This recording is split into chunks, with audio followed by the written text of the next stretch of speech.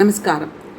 26/6/2025 ஆஷாட நவராத்திரி நடந்துட்டுருக்குன்னு நம்ம எல்லாருக்கும் தெரியும்.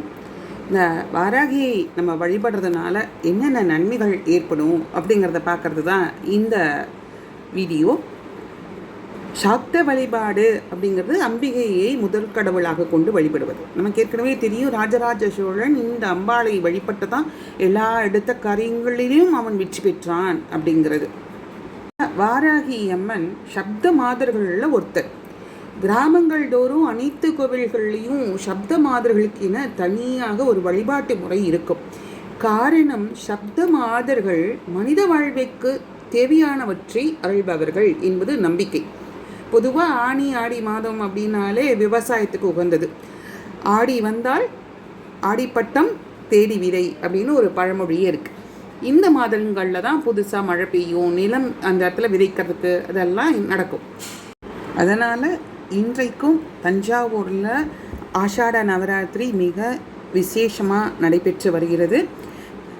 சோழநாடு சூருடைத்து என்று சொல்லுக்கு இணங்க தஞ்சாவூரில் மிக விசேஷமாக இந்த ஆஷாட நவராத்திரி கொண்டாடப்பட்டு வருகிறது. அம்பாளுக்கு இந்த நாட்களில் நவதானிய அலங்காரம், தேங்காய் பூ, சந்தனம், குங்கும அலங்காரம் என தினம் ஒரு பொருள் வைத்து சிறப்பு அலங்காரம் செய்து வழிபடுவார்கள். வாராகிக்கு உகந்த திதி அப்படின்னா பஞ்சமி திதி. ஒவ்வொரு மாதமும் வளர்பிறை, தேய்பிறை என 2 காலங்களிலும் வாராகியை வழிபட்டு வந்தால் நமக்கு வெற்றி நிச்சயமாக கிடைக்கும். அதுக்கு ஒரு முக்கியத்துவமாக கருதப்படுகிறது. ஆஷாட பஞ்சமி பூஜன பிரியாயை நமக அப்படின்னு வாராகிக்கு ஒரு அர்ச்சனை மந்திரம் உண்டு.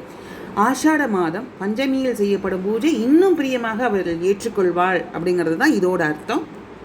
வாராகி தேவிக்கு பஞ்சமி திதி அன்னைக்கு நம்ம பூஜை பண்ணோம் அப்படின்னா நம்மளுடைய பஞ்சங்கள்லாம் தீர்த்து நம்ம நல்ல நிலைமையில இருப்போம் அப்படிங்கிறத சொல்கிறா. வாராகி தேவிக்கு தானிய கோலமிட்டு வழிபடுவது இன்னும் சிறப்பை தரும். வாராகிக்கு சதுரங்க சேனா நாயிகா என்ற திருநாமமும் உண்டு. இவள் ஸ்ரீ லலிதா மகா திரிபுர சுந்தரியோட சேனாதிபதியாக திகழ்பவள். பிரம்மாண்ட புராணம் வாராகி தேவியின் மகிமைகளை விளக்குகிறது. பண்டாசுர வதத்துக்கு லலிதாம்பிகை புறப்படும் போது தேவி வாராகியும் தன் கிரி சக்கரத்தில் எழுந்து அருள் பாலித்தாள். அப்போது சுற்றியிருந்த தேவதைகள் வாராகியை துதித்தனர். துவாதசம் அப்படின்னா 12 நாமங்கள் சொல்லி இந்த வாராகி தேவியை துதித்தனராம்.